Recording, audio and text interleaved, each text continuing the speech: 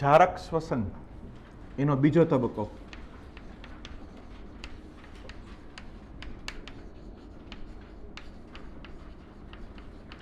જારક શ્વસનનો પ્રથમ તબક્કો એટલે ગ્લાયકોલિસિસ. એમાં ગ્લુકોઝમાંથી પાયરુવિક એસિડનું નિર્માણ થયું. એ પ્રોસેસ આપણે આગળના લેક્ચરમાં શીખી ગયા. હવે જારક શ્વસનનો બીજો તબક્કો. જારક શ્વસનનો બીજો તબક્કો છે એ ક્યાં થાય? તો કે કણાભ સૂત્રના આધારકમાં. એટલે એમ પણ કહી શકાય કે કણાભ સૂત્રના આધારકમાં થતી પ્રક્રિયા. આધારકમાં થતી પ્રક્રિયા. કણાભ સૂત્રના આધારકમાં થતી પ્રક્રિયા. આ પ્રક્રિયામાં પાયરુવિક એસિડ એનું ઓક્સિડેશન થાય. એટલે પાયરુવિક એસિડના ઓક્સિડેશનની પ્રક્રિયા એમ પણ કહેવાય. પાયરુવિક એસિડના ઓક્સિડેશનની પ્રક્રિયા. આ આખી પ્રક્રિયાની શોધ હાન્સ ક્રેબ્સ નામના વૈજ્ઞાનિકે કરી હતી. આથી એને કહેવાય ક્રેબ્સ ચક્ર. ક્રેબ્સ ચક્રની શરૂઆત સાઇટ્રિક એસિડથી થાય. આથી એને સાઇટ્રિક એસિડ ચક્ર પણ કહેવાય. સાઇટ્રિક એસિડ ચક્ર. ક્રેબ્સ ચક્રની અંદર ભાગ લેતા જે કંઈ ઘટકો છે, જે કંઈ એસિડ છે, એના બંધારણમાં COOH સમૂહ 3 વખત આવેલો હોય. મોટાભાગના, બધાયમાં નહીં પણ મોટાભાગના ક્રેબ્સ ચક્રમાં ભાગ લેતા ઘટકો, મોટાભાગના ઘટકો એમાં COOH સમૂહ કેટલી વખત આવેલો હોય? 3 વખત. આથી એને કહેવાય ટ્રાય કાર્બોક્સિલિક એસિડ. જે એસિડમાં COOH સમૂહ 3 વખત આવેલો હોય એને શું કહેવાય? Try carboxylic acid. આથી એને TCA ચક્ર પણ કહેવાય. ટ્રાય કાર્બોક્સિલિક એસિડ ચક્ર એમ પણ કહેવાય. તો જારક શ્વસન એનો બીજો તબક્કો આજે આપણે ભણવાનો. પ્રથમ તબક્કો આપણે ભણી ગયા ગ્લાયકોલિસિસ, જે કોષ રસ આધારકમાં થતી પ્રક્રિયા. કઈ પ્રક્રિયા ક્યાં થાય એનું લોકેશન મહત્વનું છે કે ક્યાં થાય છે. બીજો તબક્કો છે એ જારક શ્વસનનો છે એ કણાભ સૂત્રના આધારકમાં થાય. કણાભ સૂત્રમાં આધારક હોય, ક્રિસ્ટી એટલે અંતઃપટલ હોય, એવું ઘણું બધું ભાગ હોય. પણ અહીંયા આપણે ખાલી આધારક યાદ રાખવાનું. અને એમાં પાયરુવિક એસિડથી પ્રક્રિયા આગળ થાય કે પાયરુવિક એસિડનું ઓક્સિડેશન થાય. એને ક્રેબ્સ ચક્ર એટલા માટે કહે કે એના સંશોધકના નામ ઉપરથી, હાન્સ ક્રેબ્સ. શરૂઆત સાઇટ્રિક એસિડથી થાય. આથી એને સાઇટ્રિક એસિડ ચક્ર કહેવાય. અને એના મોટાભાગના ઘટકો છે એમાં COOH સમૂહ કેટલી વખત હોય? 3 વખત હોય. એના ઉપરથી એને TCA ચક્ર કહેવાય. ક્રેબ્સ ચક્રની શરૂઆત થાય એ પહેલા એક લિંક રિએક્શન થાય. લિંક રિએક્શન એટલે જોડતી પ્રક્રિયા. ગ્લાયકોલિસિસ પછીની પ્રક્રિયા, ક્રેબ્સ ચક્ર પહેલાની પ્રક્રિયા. જો પહેલો તબક્કો ગ્લાયકોલિસિસ, બીજો તબક્કો, પણ એ બેની વચ્ચે એક નાનકડી પ્રક્રિયા થાય કે જે બેને જોડતી પ્રક્રિયા. જે ગ્લાયકોલિસિસમાં ના આવે, ક્રેબ્સ ચક્રમાં ના આવે, એકઈ ના આવે, બેને જોડતી પ્રક્રિયા. એને લિંક રિએક્શન કહેવાય. Pyruvic acid. પાયરુવિક એસિડ છે એ કઈ જગ્યાએ બને? કોષ રસ આધારકમાં ગ્લાયકોલિસિસથી. ત્યાંથી આ પાયરુવિક એસિડ કણાભ સૂત્રમાં દાખલ થાય, પ્રવેશે, કણાભ સૂત્રના આધારકમાં દાખલ થાય. એટલે તરત જ પાયરુવિક એસિડનું ઓક્સિડેટિવ ડીકાર્બોક્સિલેશન થાય. ઓક્સિડેટિવ ડીકાર્બોક્સિલેશન. ડીકાર્બોક્સિલેશન એટલે શું મુક્ત થાય? CO2. ડીકાર્બોક્સિલેશનમાં શું મુક્ત થાય? CO2. અને ઓક્સિડેશન થાય એટલે શું મુક્ત થાય? ઓક્સિડેશનમાં શું મુક્ત થાય? હાઇડ્રોજન. તો અહીંયા હાઇડ્રોજન મુક્ત થાય એટલે એને ઓક્સિડેશન થયું કહેવાય. CO2 મુક્ત થાય એટલે એને શું કહેવાય? ડીકાર્બોક્સિલેશન. હાઇડ્રોજન મુક્ત જે થાય છે, અહીંયા હાઇડ્રોજન જે મુક્ત થયા એ NAD સાથે જોડાય. દેખાય આ કલર? નહીતર પછી કાંઈ નહીં દેખાય. NADH2. આ હાઇડ્રોજન છે એ NAD નું રિડક્શન કરે એટલે એમાંથી શું બનાવે? NADH2. NAD નું તો રિડક્શન થયું કહેવાય ને, હાઇડ્રોજન ઉમેરાય. એટલે પાયરુવિક એસિડમાંથી હાઇડ્રોજન મુક્ત થાય એટલે એનું ઓક્સિડેશન થયું. CO2 મુક્ત થયો. CO2 મુક્ત થયો એટલે એને શું કહેવાય? ડીકાર્બોક્સિલેશન કહેવાય. અહીંયા CO2 મુક્ત થયો તો એ પ્રક્રિયાને આપણે શું કહીએ? ડીકાર્બોક્સિલેશન. આ CO2 મુક્ત થવાની પ્રક્રિયા. 3 કાર્બન ધરાવતો પાયરુવિક એસિડ, એમાંથી એક CO2 મુક્ત થયો એટલે 1 કાર્બન ઓછો થયો. તો 2 કાર્બન ધરાવતો એસિટેટ બને. એસિટેટ અથવા એને કહેવાય એસિટિક એસિડ. પ્રશ્ન એમ પૂછાય નીટમાં કે પાયરુવિક એસિડનું ઓક્સિડેટિવ ડીકાર્બોક્સિલેશન થતા શું બને? તો જવાબ આ આવે. શું આવે? એસિટેટ અથવા એસિટિક એસિડ. પણ આમાં એક પ્રક્રિયા ભેગી એડ કરી દીધી કે આ જ તબક્કામાં કોએન્ઝાઇમ A ઉમેરાય તો અહીંયા બનશે એસિટાઇલ કોએન્ઝાઇમ. આમાંથી શું બનશે? એસિટાઇલ કોએન્ઝાઇમ A બને. એસિટાઇલ કોએન્ઝાઇમ A આ રીતનું આપેલું છે બુકમાં. તો પાયરુવિક એસિડનું ઓક્સિડેટિવ ડીકાર્બોક્સિલેશન થતાં એસિટાઇલ કોએન્ઝાઇમ ના બને. ખાલી શું આવે જવાબ? એસિટિક એસિડ અથવા તો એસિટેટ બને. એ તો કોએન્ઝાઇમ ઉમેરાય તો આ બને. આ પ્રક્રિયા છે ને એ ના ગ્લાયકોલિસિસમાં આવે ના ક્રેબ્સ ચક્રમાં આવે, એ કંઈ ના આવે. બેયની વચ્ચેની પ્રક્રિયા છે એટલે એને શું કહેવાય? Link reaction. લિંક રિએક્શન એટલે જોડતી પ્રક્રિયા. આના પછી અહીંથી હવે ક્રેબ્સ ચક્રની શરૂઆત થાય. ક્રેબ્સ ચક્રની શરૂઆત હવે થાય. ક્રેબ્સ ચક્રનો પ્રથમ એસિડ છે એ સાઇટ્રિક એસિડ છે. Citric acid. એસિટાઇલ કોએન્ઝાઇમમાં કેટલા કાર્બન હોય? 2. કારણ કે 3 કાર્બન છે, CO2 મુક્ત થાય એટલે કેટલા કાર્બન? 2. એ 2 કાર્બન ધરાવતો એસિટાઇલ કોએન્ઝાઇમ 4 કાર્બન ધરાવતા ઓક્ઝેલો એસિટિક એસિડ સાથે પ્રક્રિયા કરે. ઓક્ઝેલો એસિટિક એસિડ તમારા પ્રકાશ સંશ્લેષણમાં આવી ગયું હોય ને, એમાં કેટલા કાર્બન હોય? 4. તો 4 ને 2 6. તો સાઇટ્રિક એસિડમાં કેટલા કાર્બન હોય? 6 કાર્બન. એટલે સૌ પ્રથમ નિર્માણ પામતો પદાર્થ કયો થયો? Citric acid. સાઇટ્રિક એસિડ સૌ પ્રથમ બને એટલા માટે જ આ ચક્રને શું કહેવાય? સાઇટ્રિક એસિડ ચક્ર. સાઇટ્રિક એસિડ ચક્ર એટલા માટે નામ આપ્યું. તો અહીંથી ક્રેબ્સ ચક્રની શરૂઆત થઈ, અહીંથી નથી થઈ. આટલી જે પ્રક્રિયા છે એ લિંક રિએક્શન કહેવાય. ક્રેબ્સ ચક્રનો પહેલો એસિડ, ક્રેબ્સ ચક્રનો પહેલો પદાર્થ કયો આવે? Citric acid. ગ્લાયકોલિસિસનો છેલ્લો પદાર્થ કયો આવે? Pyruvic acid. તો એ બેયને જોડતી કરી એટલે કયું થયું? એસિટાઇલ કોએન્ઝાઇમ. એ બેયને જોડે. ઓનો છેલ્લો પદાર્થ, આનો પહેલો પદાર્થ, બેયની વચ્ચે શું આવે? એસિટાઇલ કોએન્ઝાઇમ. હવે જે સાયક્લિક પ્રક્રિયા થવાની છે આમાં ક્રેબ્સ ચક્રની અંદર, તો એ નામ યાદ રાખવાના આપણે. ક્રમ તો પા એ સા પછી આવે cis aconitic acid. Cis aconitic acid. Isocitric acid. એના પછી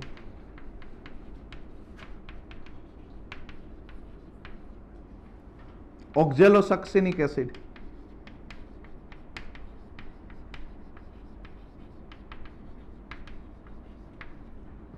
આલ્ફા કીટોગ્લુટારિક એસિડ.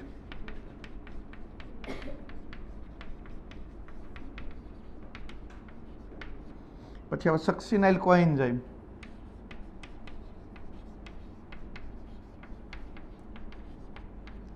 સક્સિનિક એસિડ.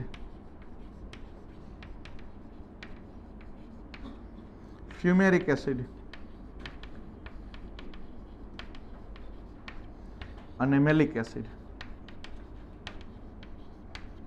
આ ક્રેબ્સ ચક્રની અંદર બધા આ રીતના ભાગ લઈએ એના ઘટકો.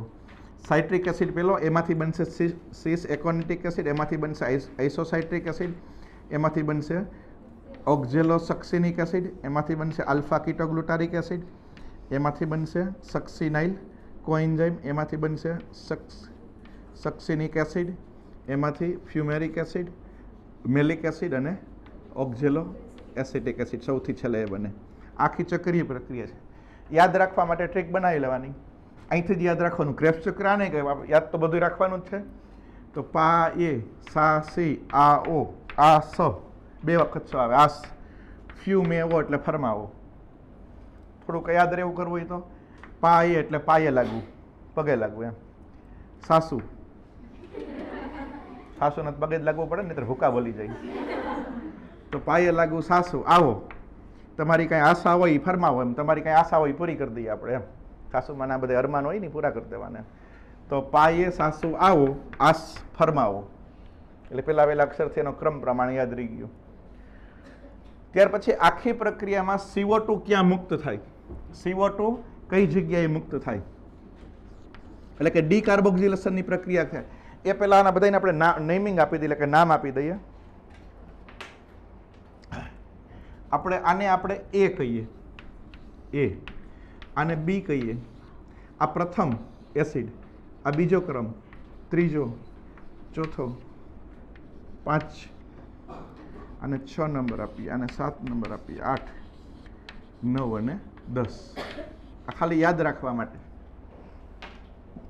CO2 ક્યાં મુક્ત થાય? તો કે A45 પછી, એ પછી, 4 પછી અને 5 પછી. તો આ એ એટલે પાયરુવિક એસિડ. અહીંયા CO2 મુક્ત થયું, ડીકાર્બોક્સિલેશન થયું. પછી ક્યાં મુક્ત થાય? 4 અને 5 પછી. એટલે 4 એટલે ઓક્ઝેલોસક્સિનિક એસિડ. અહીંયા CO2 મુક્ત થાય. હા, CO2 મુક્ત થયો. આ CO2 મુક્ત થયો.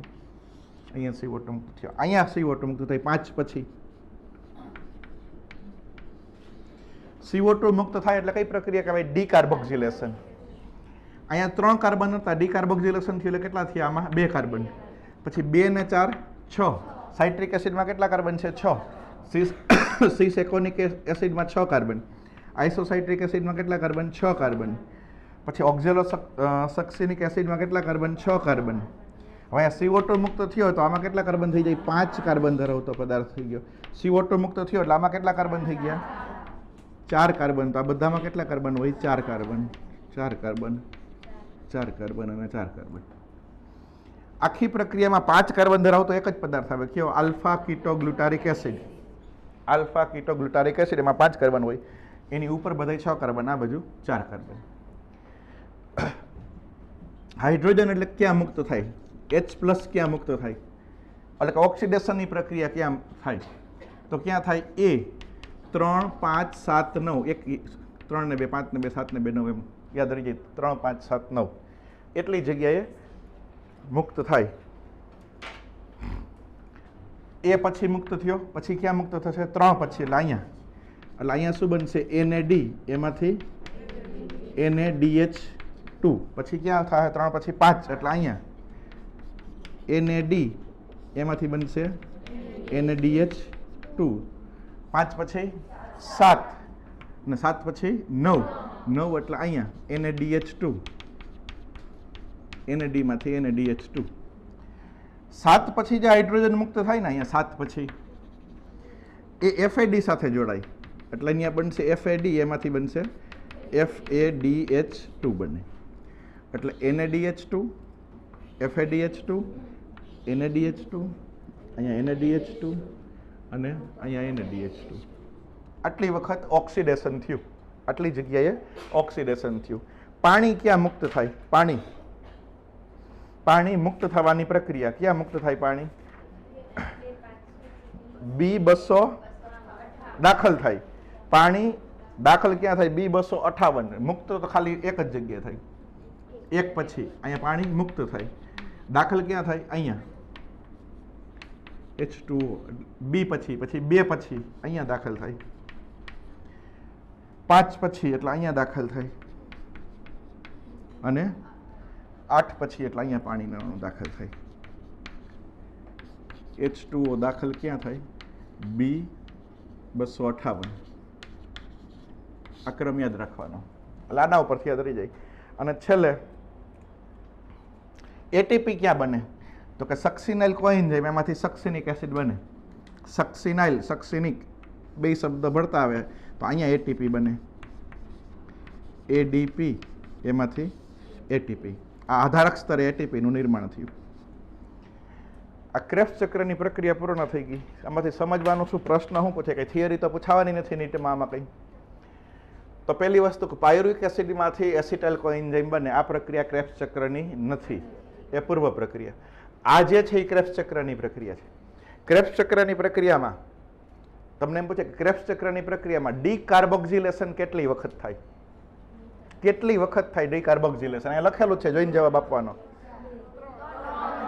2 વખત જ થાય. એક અહીંયા થાય ને એક અહીંયા થાય. ક્રેબ્સ ચક્રની પ્રક્રિયામાં ડીકાર્બોક્સિલેશન 2 વખત જ થાય. આ ડીકાર્બોક્સિલેશન છે તો આ ક્રેબ્સ ચક્ર નથી. ક્યારનો બોલું આને ક્રેબ્સ ચક્ર ના કહેવાય, ક્રેબ્સ ચક્ર ના કહેવાય. 2 જ વખત ડીકાર્બોક્સિલેશન થાય. તમને એમ પૂછે પ્રશ્નમાં કે પાયરુવિક એસિડનું ઓક્સિડેશન થાય કઈ જગ્યાએ? કણાભસૂત્રમાં. તો ડીકાર્બોક્સિલેશન કેટલી વખત થાય? તો 3 વખત થાય. તો કેટલી વખત થાય? લખી લીધું તો ભણાવું. 1000 પ્રશ્ન થાય. કેટલા લખીશ તું? આમાંથી 1000 પ્રશ્ન બનાવી દઉં, તું કેટલા લખીશ? અને નીટમાં 1000 નહીં પૂછે, 1001માં પૂછાશે. આમાં લખવાથી મેળ નહીં પડે, ગોખવાથી મેળ નહીં પડે. MCQ ગોખવાથી મેળ જ ના પડે. આમાં હજારો પ્રશ્ન બને અને એમાંથી એકયમાં જ ન પૂછાય. અત્યારે હું તમને જે પ્રશ્ન પૂછ્યો એ કંઈ આપણી બુકમાં નહીં હોય, બાયોલોજીની બુકમાં નહીં હોય, એમાં કંઈક જુદા હશે. જ્યારે જેવો મૂડ આવે એવા પ્રશ્ન બને. તો પેલા સમજો કે પાયરુવિક એસિડનું તમને ઓક્સિડેશન કહે કણાભસૂત્રના આધારકમાં, તો કેટલી વખત ડીકાર્બોક્સિલેશન થાય? 1 વખત, 2 વખત, 3 વખત. પણ ક્રેબ્સ ચક્રનું કહે તો કેટલી વખત થાય? 1 વખત, 2 વખત. એ જ રીતના એમ કે એક ક્રેબ્સ ચક્રમાં કેટલા NADH2 બને? કેટલા NaDH2 બને એક ક્રેબ્સ ચક્રમાં? 1 2 3. પણ એમ કે પાયરુવિક એસિડનું ઓક્સિડેશન થાય તો કેટલા NaDH2 બને? 4. FADH2 કેટલી વખત બને? 1 વખત. તો આ ક્રેબ્સ ચક્રની મુખ્ય પ્રક્રિયા, એટલે ક્રેબ્સ ચક્રની મુખ્ય પ્રક્રિયા આધારક કેટલા ATP બને? 1. ગ્લાયકોલિસિસમાં કેટલા ATP બને? ગ્લાયકોલિસિસમાં કેટલા ATP બને? 2. હવે અહીંયા પાછું યાદ કરાવું. ગ્લાયકોલિસિસની પ્રક્રિયા ક્યાં થાય? કોષ રસના આધારકમાં. કેટલા ATP બને? 2 ATP બને. ક્રેબ્સ ચક્ર એની અંદર જે આધારક સ્તરે પ્રક્રિયા થાય, આધારક સ્તરે પ્રક્રિયા થાય ને એમાં કેટલા ATP બને? 1. પણ માની લો કે આપણે ગ્લુકોઝનો હિસાબ કરીએ છીએ, ગ્લુકોઝનો, તો એક ગ્લુકોઝમાંથી કેટલા પાયરુવિક એસિડ બને? 2. તો 2 પાયરુવિક એસિડનું દહન થાય ને, તો આ કેટલી વખત બને? 2 વખત. તો ATP કેટલા બને? 2. સમજાણું કઈ? 2 શું કામ કરવાના ને? તો કે આ પ્રક્રિયા 2 વાર થાય. એક ગ્લુકોઝનું ગ્લાયકોલિસિસની પ્રક્રિયામાં દહન થાય તો કેટલા પાયરુવિક એસિડ બને? 2. તો 2 બને તો આખે આખું ડબલ થાય ને. ડબલ ક્યારે થાય ખબર? જ્યારે ગ્લુકોઝનો પ્રશ્ન પૂછ્યો હોય તો. તમને ખાલી એમ કે પાયરુવિક એસિડ તો સિંગલ જ ગણતરી કરવાની, તમને ખાલી એમ કે ક્રેબ્સ ચક્ર તો સિંગલ જ કરવાનું. પણ એમ કે એક ગ્લુકોઝમાંથી કેટલા, તો એક ગ્લુકોઝમાંથી જ પેલા 2 પાયરુવિક એસિડ બને, 2 બને તો બધું ડબલ ડબલ ડબલ થઈ જાય. તો કેટલા ATP બને? 2 ATP. આપણે તે ગ્લુકોઝનો હિસાબ કરીએ. શેનો હિસાબ કરીએ? ગ્લુકોઝનો. તો ગ્લાયકોલિસિસમાં આધારક સ્તરે કેટલા ATP બન્યા? 2. ક્રેબ્સ ચક્રમાં આધારક સ્તરે કેટલા ATP બન્યા? 2. એટલે 2 વાર ક્રેબ્સ ચક્ર થાય એટલે 2 ગણ્યા આપણે. તો કુલ કેટલા થયા? 4. આપણને એટલી પૂર્વ માહિતી છે કે 38 ATP બને. તો ઘટે કેટલા? 34. એ 34 ATP છે એ આના પછીની પ્રક્રિયામાં બને. આના પછીની પ્રક્રિયાને કહેવાય ઇલેક્ટ્રોન પરિવહન તંત્ર, ઓક્સિડેટિવ ફોસ્ફોરાઇલેશન. પ્રક્રિયા આપણે નેક્સ્ટ લેક્ચરમાં ભણશું, પણ એના ATP આજે ગણતરી કરેલી કઈ રીતે બને, આના પછીની પ્રક્રિયામાં કેટલા ATP બને. તો કે એક NaDH2 હોય, એક NaDH2, તો એમાંથી 3 ATP બને. અને FADH2 માંથી કેટલા બને? 2. હવે ગ્લાયકોલિસિસની પ્રક્રિયા છે, ગ્લાયકોલિસિસ, એમાં કેટલા NaDH2 બને? 2 NaDH2. અને 2 NaDH2 બરાબર કેટલા ATP થાય? 6 ATP. એટલે 6 ATP બને. આ ATP ક્યાં બન્યા? કણાભસૂત્રના અંતઃપટલ ઉપર, ક્રિસ્ટી. ત્રીજી પ્રક્રિયા જે છે, આ જે NaDH2 માંથી ATP બનવાની પ્રક્રિયા જે આપણે ભણવાની બાકી છે, ઓક્સિડેટિવ ફોસ્ફોરીકરણ, એ કણાભસૂત્રના કયા ભાગમાં થાય? અંતઃપટલમાં. આ ક્યાં થાય? કણાભસૂત્રના મેટ્રિક્સમાં, આધારકમાં થાય.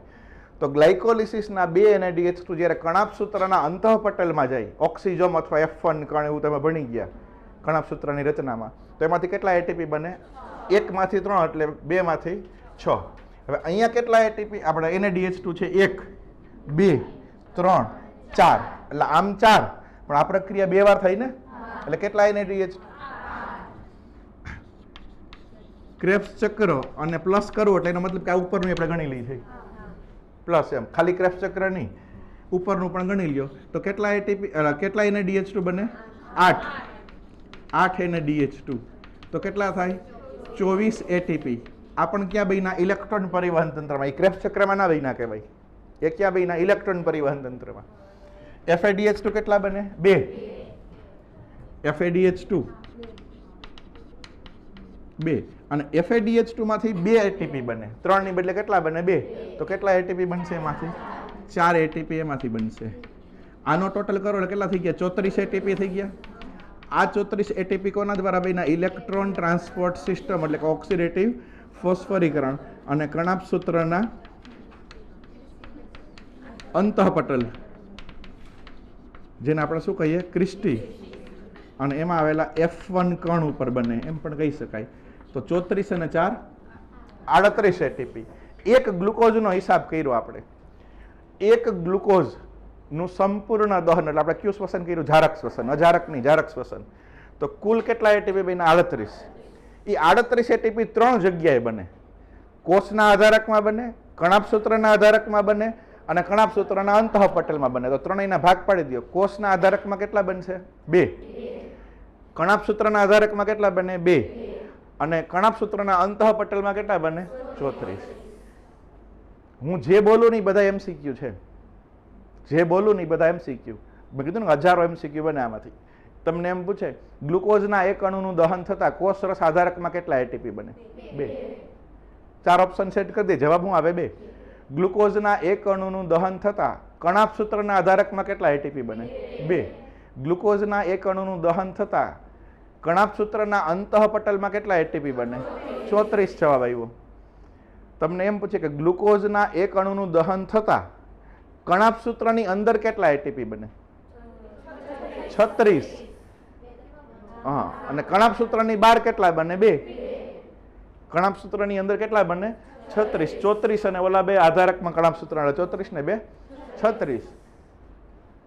પછી તમને એમ પૂછે પાયરુવિક એસિડનું સંપૂર્ણ દહન થાય. પાયરુવિક એસિડનું સંપૂર્ણ દહન, આપણે બીજો તબક્કો ગણી લેવાનો કયો? આવડા NaDH2 વાળો. પાયરુવિક એસિડનું સંપૂર્ણ દહન થાય તો કેટલા એટીપી બને? ગણી દો.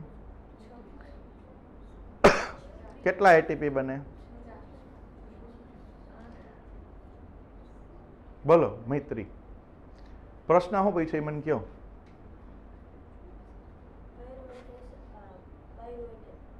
પાયરુવિક એસિડનું સંપૂર્ણ દહન થાય એટલે ઓક્સિડેશન થાય તો કેટલા એટીપી બને? ગણી દો. આમાં સામે લખ્યા જ છે, ગણી દો. 3 ક્યાંથી બને બેન? આમાં લખેલા છે આનું સંપૂર્ણ ઓક્સિડેશન કરી નાખવાનું છે આપણે. આમાંથી પેલા અહીંયા પૈસા એટલે આ ભાઈ આમાંથી કેટલા એટીપી બને? આમાંથી કેટલા એટીપી બને? NaDH2 માંથી કેટલા એટીપી બને? 3 અહીંયા બન્યા. પછી એમ આગળ જાઓ એટલે અહીંયા કેટલા બને? 3 એટલે કેટલા થયા? 6. ત્યાંથી આગળ હાલતા અહીંયા આવ્યા એટલે આમાંથી કેટલા બનશે? 3 એટલે કેટલા થયા? 9. 9 માંથી આગળ આવ્યા એટલે અહીંયા બન્યો એટલે કેટલા થયા? 10. 10 ને આમાં કેટલા બને? 2.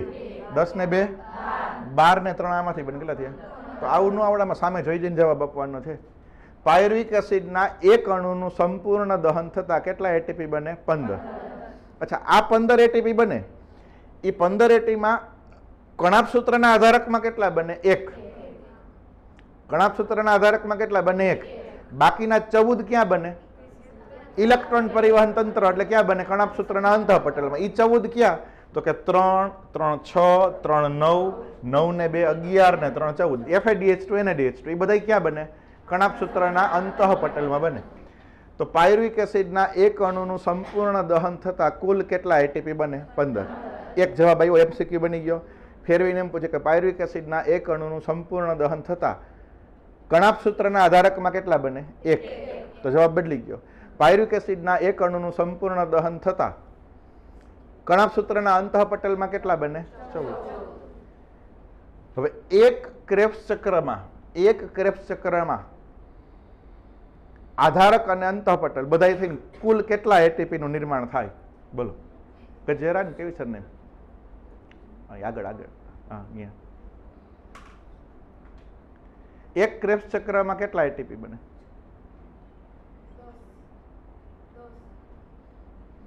એમ ઉધળો જવાબ નહીં આપવાનો, આમાં લખેલું જ છે. જે એક સાવ સામાન્ય છે. ક્રેબ્સ ચક્ર આને કહેવાય. અહીંયા એટીપી બને? બને? ના બને. અહીંયા એટીપી બને છે? અહીંયા એટીપી બને? 3 બને. અહીંયા બને છે? અહીંયા એટીપી બને? અહીંયા એટીપી બને કેટલા? તો કેટલા થયા? 6 થયા. પછી અહીંયા એટીપી બન્યા કેટલા થયા? એને જવાબ આપવા દો. 7 થયા. અહીંયા એટીપી બને તો કેટલા થયા? 9 થયા. અહીંયા એટીપી બને કેટલા બને? કેટલા બને? 3. 9 હતા ને 3 થયા કેટલા થયા? કેટલા થયા? 12. 10 જવાબ ક્યાં થયો? આ નતા ગણ્યા. આમ કઈક અઘરું ક્યાં છે? કઈ એવું? આ પહેલા ધોરણનો પ્રશ્ન છે. પહેલા ધોરણમાં શું આવે? 3 + 3 + 1 + 2 + 3. આટલું ન આવડે?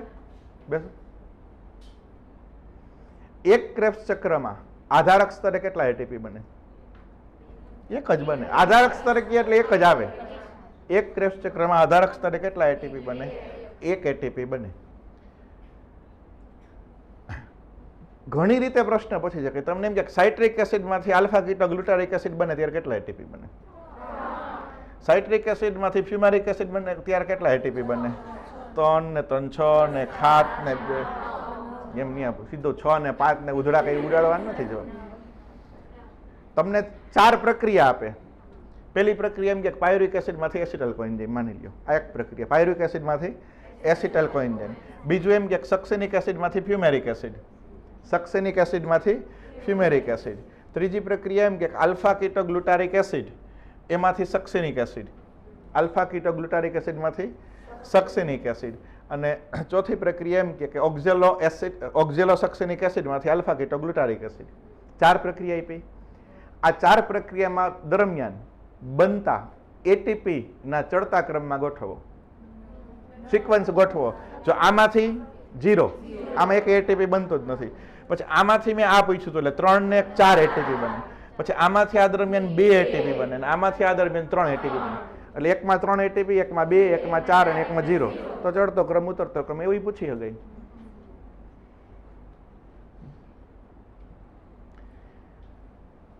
ઓક્સિડેટિવ ડીકાર્બોક્સિલેશન થતું હોય કણાભસૂત્રમાં, ઓક્સિડેટિવ ડીકાર્બોક્સિલેશન, એ તબક્કા દરમિયાન બનતા એટીપીની સંખ્યા જણાવી દો. એવો જવાબ આવે જ નહીં ને, એટલા બધા હોશિયાર હોય તો ના 720 આવે નીટમાં. 2-5 મિનિટ વિચારાય પછી જવાબ અપાય. ઓક્સિડેટિવ ડીકાર્બોક્સિલેશન થતું હોય કણાભસૂત્રની અંદર, એ દરમિયાન બનતા એટીપીની સંખ્યા જણાવો. કણાભસૂત્રમાં જ, આ કણાભસૂત્ર જ છે અત્યારે જે ભણાવું બધું કણાભસૂત્રમાં જ થાય. કણાભસૂત્રમાં પાછું 2 આવે ને, આધારકે આવે ને અંતઃપટલે આવે, બધું આવે. અહીંયા ઓક્સિડેશન થયું, અહીંયા ડીકાર્બોક્સિલેશન થયું, તો અહીંયા 3 એટીપી બન્યા કે ના બન્યા? હે તો કણાભસૂત્રમાં તો થાય પ્રક્રિયા, ક્યાં થાય?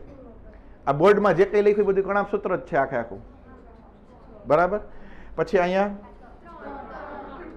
અહીંયા ઓક્સિડેશન થયું, ડીકાર્બોક્સિલેશન થયું, 2 થયું, તો 3 અહીંયા બન્યા, 3 અહીંયા બન્યા 6. અહીંયા ઓક્સિડેશન છે પણ ડીકાર્બોક્સિલેશન નથી, અહીંયા ડીકાર્બોક્સિલેશન છે પણ ઓક્સિડેશન નથી.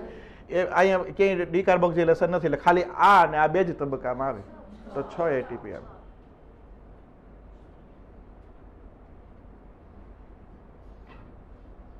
હાઇડ્રેશન થતું હોય એટલે જ્યાં પાણી ઉમેરાતું હોય એવા તબક્કાની અંદર કેટલા એટીપી બને? પાણી ઉમેરાતું હોય અહીંયા, અહીંયા કઈ બનતું જ નથી, એક જ તબક્કો એવો છે. આ જવાબ ક્યારે આવડે? આ મગજમાં હોય તો, મોઢે 2 ગ્લાયકોલિસિસ અને ક્રેબ્સ ચક્ર એ આખે આખું આમ મોઢે હોય તો ખબર પડે. પછી જેમ વિચાર રાખો એમ પ્રશ્ન બન્યા રાખે, જેમ વિચારો એમ પ્રશ્ન બન્યા રાખે. ક્રેબ્સ ચક્રની પ્રક્રિયામાં આધારક સ્તરે કેટલા એટીપી બને? 1. ક્રેબ્સ ચક્રની પ્રક્રિયા દરમિયાન ઉત્પન્ન થતા હાઇડ્રોજન જ્યારે ઇલેક્ટ્રોન પરિવહન તંત્રમાં પ્રવેશે તો કેટલા એટીપી બને? ક્રેબ્સ ચક્રની પ્રક્રિયામાં ઉત્પન્ન થતા હાઇડ્રોજન ઇલેક્ટ્રોન પરિવહન તંત્રમાં પ્રવેશે તો કેટલા એટીપી બને? ઉપાસના કેટલા બને?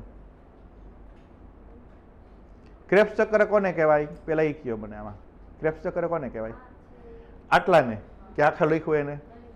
આને ક્રેબ્સ ચક્ર કહેવાય. હવે મેં શું પૂછ્યું? ક્રેબ્સ ચક્રની પ્રક્રિયામાં ઉત્પન્ન થતા હાઇડ્રોજન, આમાં ક્યાં હાઇડ્રોજન બને? તો અહીંયા બન્યું ને. એ ઇલેક્ટ્રોન પરિવહન તંત્રમાં દાખલ થાય તો કેટલા એટીપી બને? આવું જ પૂછ્યું ને. તો આપણે આનો જવાબ આપવાનો, આનો આપવાનો, આનો આપવાનો, આનો આપવાનો, આનો આવે કે આમાં હાઇડ્રોજન ઉત્પન્ન થવાની વાત નથી થતી. તો અહીંયા કેટલા એટીપી બને? 3. અહીંયા 3 એટલે 6, 6 ને 2 8 ને 3 11 એટીપી. આમાં શું ના આવડે? આમાં ન આવડવા જેવું શું છે? 11, એક અહીંયા એટલે આધારક સ્તર એટલે 11 ને 1. તો ક્રેબ્સ ચક્રમાં કુલ કેટલા એટીપી બને? 12. ક્રેબ્સ ચક્રમાં કુલ 12 એટીપી બને. 12 ના 2 ભાગ પડે, એક આધારકમાં બને ને 11 છે એ અંતઃપટલમાં બને. કણાભસૂત્રના અંતઃપટલમાં 11 બને, એક આધારકમાં કુલ 12 બને. બેસો. ગ્લુકોઝના 1 અણુનું સંપૂર્ણ દહન થાય, ગ્લુકોઝના 1 અણુનું સંપૂર્ણ દહન, તો કુલ કેટલા એટીપી બને? 38. એ 38 ની અંદર કોષરસ આધારકમાં 2, કણાભસૂત્રના આધારકમાં 2 અને 34 છે ઇલેક્ટ્રોન પરિવહન તંત્રમાં. આ ગ્લુકોઝના 1 અણુના સંપૂર્ણ દહનની વાત કરી. ગ્લુકોઝના 1 અણુના સંપૂર્ણ દહનથી 38 એટીપી થતા હોય તો ગ્લુકોઝ 6 ફોસ્ફેટ એના સંપૂર્ણ દહનથી કેટલા એટીપી બને? એના પછીનું સ્ટેપ. ગ્લુકોઝમાંથી ગ્લુકોઝ 6 ફોસ્ફેટ બને ને ગ્લાયકોલિસિસનું, તો ગ્લુકોઝ 6 ફોસ્ફેટમાંથી કેટલા એટીપી બને? 39. કારણ કે પેલું સ્ટેપમાં એટીપી વપરાય, એ એટીપી નથી વપરાતો એટલે એક બચે એટલે પ્લસ થાય, એટલે કેટલા એટીપી આવે? 39. ફ્રુક્ટોઝ 1,6 બાયફોસ્ફેટના એક અણુનું સંપૂર્ણ દહન થાય, ફ્રુક્ટોઝ 1,6 બાયફોસ્ફેટ ગ્લાયકોલિસિસ, તો કુલ કેટલા એટીપી બને? 40, કારણ કે ઓલા 2 વપરાય છે એ બચી જાય એટલે 40 બને. પછી ફ્રુક્ટોઝ 1,6 બાયફોસ્ફેટમાંથી 2 પાગલ બને, ફોસ્ફોગ્લિસરાલ્ડિહાઇડ 2 બને, તો એકમાંથી કેટલા બને? 2 માંથી 40 બને, તો એકમાંથી કેટલા બને? 20. તો ગ્લાયકોલિસિસમાં બાજુની અંદર આખું લિસ્ટ આપ્યું છે, એ હવે તમને ખબર પડી જાય. બીજું લિસ્ટ આપ્યું છે, કુલ કેટલા એટીપી બને.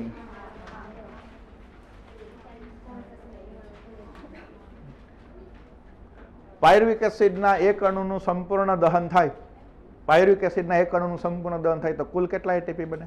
15. આધારક સ્તરે કેટલા? 1. 14 ક્યાં? ઇલેક્ટ્રોન પરિવહન તંત્રમાં. ગ્લુકોઝના એક અણુનું સંપૂર્ણ દહન થાય તો FADH2 દ્વારા નિર્માણ પામતા એટીપીની સંખ્યા 4.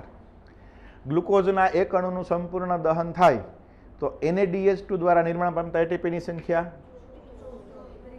30. સમજો, સામે લખેલું જ છે 24 ને 36. 24 ને 36 NADH2 30 એટીપી NADH2 દ્વારા, 4 એટીપી FADH2 દ્વારા, ટોટલ 34 છે એ આપણે ઇલેક્ટ્રોન પરિવહન તંત્ર દ્વારા બને, કણાભસૂત્રના અંતઃપટલમાં ઉત્પન્ન થાય.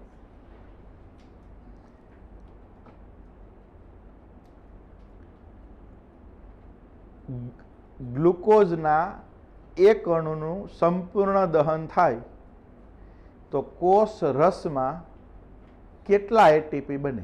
પાછું સાંભળો, ઉતાવળ કરવામાં. ગ્લુકોઝના એક અણુનું સંપૂર્ણ દહન થાય તો કોષ રસમાં કેટલા એટીપી બને? આપણે સેલ બાયોલોજી વાળું જે કોષ વાળું ચેપ્ટર છે એ આવડતું હોય તો આ જવાબ આવડે. 38. શું કામ? બોલો. હા, કોષ રસમાં કણાભસૂત્ર આવી જાય. કોષ રસ આધારકીય તો કેટલા આવે? 2. કોષ રસ આધારક, એમાં અંગિકા ઉમેરો એટલે શું કહેવાય? કોષ રસ. અને એમાં કોષ કેન્દ્ર ઉમેરો એટલે જીવરસ. તો જીવરસ એટલે શું? કોષ રસ એટલે શું? કોષ રસ આધારક એટલે શું? એ આપણે જ્યારે કોષ વાળું ચેપ્ટર વહીનું હોય ત્યારે આવી ગયું હોય. તો પ્રશ્નમાં કોષ રસ આધારકની બદલે ખાલી કોષ રસ પૂછે તો એ પ્રશ્ન ખોટો પડે. મારો સાચો જ છે, દલીલ કરવા આવે છે, પેપરમાં ભૂલ છે. પેપરમાં ભૂલ નથી, આપણા સમજવામાં ભૂલ છે. કારણ કે કોષ રસમાં કણાભસૂત્ર આવી જ જાય તો બધું ગણી જ લેવાનું, બધું ગણી લે તો 38 જવાબ આવે. આ તો છેલ્લા 2 વર્ષથી નીટના પેપર છેલ્લા નીકળે છે એટલે બધાને 600 500 650 માર્ક આવે. બાકી મારા જેવા પેપર કાઢે તો 300 માર્ક ન આવે. અને ટેક્સ્ટ બુકનું જ નીકળે હો, તોય ટેક્સ્ટ બુકની બહારનું નહીં, આમ ટેક્સ્ટ બુકનું જ કહેવાય. આ ટેક્સ્ટ બુકનું જ કહેવાય. એમાંથી તમને ટ્વિસ્ટ કરેલું પૂછે છે, બહારની વાત જ નથી. ફેરવીને પૂછે. તમારું નોલેજ ચકાસણ છે. તમને ખબર હોવી જોઈએ કે કોષ રસ એટલે હું, કોષ રસ આધારક એટલે શું, એ ખબર તો હોવી જોઈએ ને. તો એ જ પૂછ્યું છે, બીજું કંઈ નવું નથી પૂછ્યું. આના MCQ ક્યારે આવડે કે આ તમે અહીંયા શું લખ્યું છે? ક્રેબ્સ ચક્ર. એક સાઈડ અહીં ગ્લાયકોલિસિસ લખી નાખો, બરાબર, એને બધા સ્ટેપ. પછી સાઈડમાં આપણે આ લખી નાખ્યું છે કે ગ્લાયકોલિસિસમાં NADH2 માંથી આટલા બને, ક્રેબ્સ ચક્રના NADH2 માંથી આટલા બને, FADH2 માંથી. એ તો અમે આપણે ખાલી એટલું જ યાદ રાખવાનું, આમાંથી 3 બને અને FADH2 માંથી 2 બને. પછી તમારે પ્રશ્ન બનાવવાના, જાત જાતના પ્રશ્ન બનાવવાના. તમને પ્રશ્ન બનાવતા આવડે ને એટલે જવાબ ઓટોમેટિક આવડી જાય. તમારે MCQ બનાવવાના, આમ પૂછાય તો આમ પૂછાય તો આમ પૂછાય તો આમ પૂછાય તો આમ પૂછાય તો એવી રીતે MCQ બનાવ્યા રાખવાના જાત જાતના. જેટલું વિચારો એટલા MCQ બને અને પછી એનો જવાબ શોધવાનો. જવાબ તમારે ભેગો આપતો જવાનો એટલે ઓટોમેટિક બનતું જાય.